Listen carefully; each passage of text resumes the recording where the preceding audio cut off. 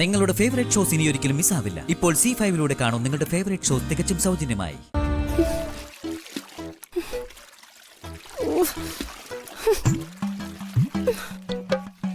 അലക്കി അലക്കി നടു ഒടിഞ്ഞു. ഇങ്ങനൊരു ദുർവിധി ഉണ്ടോ കേരളത്തിലെ ഏതെങ്കിലും അമ്മായിയമ്മമാർക്ക്? മറ്റുള്ള അമ്മായിയമ്മമാര് അവരവരുടെ മരുമക്കളെ എടുത്തിട്ട് പൊരിച്ച് ജീവിക്കുമ്പോ ഇവിടുത്തെ മരുമകള് പ്രതാപിയായ ഈ അമ്മായിയമ്മ എടുത്തിട്ട് അലക്കുന്നു. ഇതിനൊരു പരിഹാരം എന്തോന്നാ ഭഗവാനെ?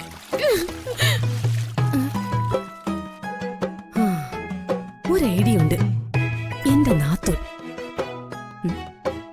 വർഗത്തിലും മരുമകളും നാത്തോനും ഒക്കെ ഒരുപോലെ വിഷപ്പാമ്പുകളാണെങ്കിലും വിഷം അല്പം കൂടുതലാണെങ്കിലും ഇവിടെക്കാളും ഭേദം അവള്. എന്തായാലും ഇതിനൊരു സൊല്യൂഷൻ ഉണ്ടാക്കി തരൂ അവള്.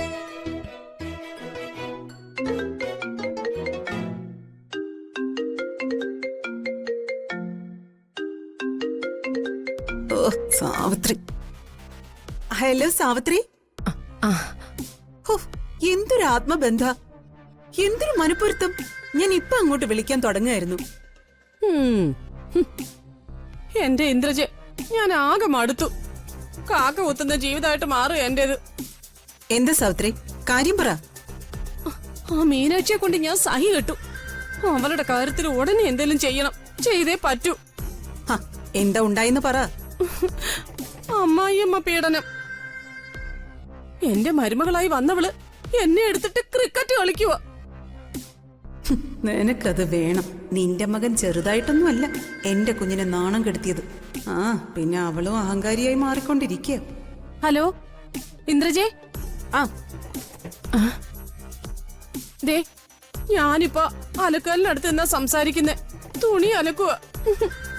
എന്നെ കൊണ്ട് അവള് തുണി അലക്കിക്കുക. അതെന്താ തുണികൾ അലക്കുന്നേ?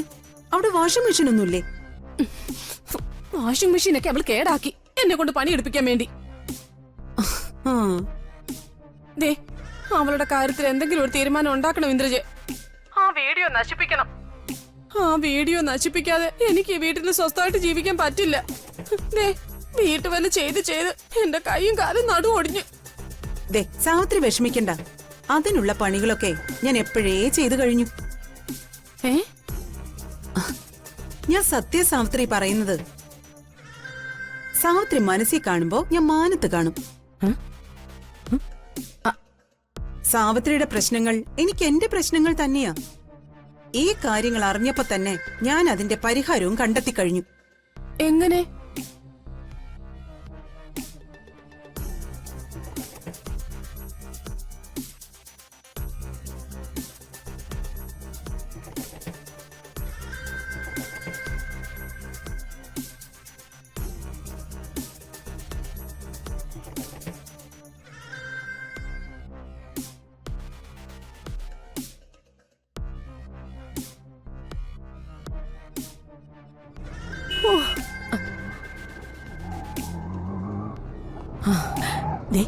ആ സ്ത്രീ വന്നെന്ന് തോന്നുന്നു.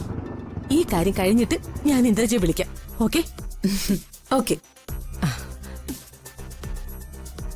ദേ വരുന്നേ.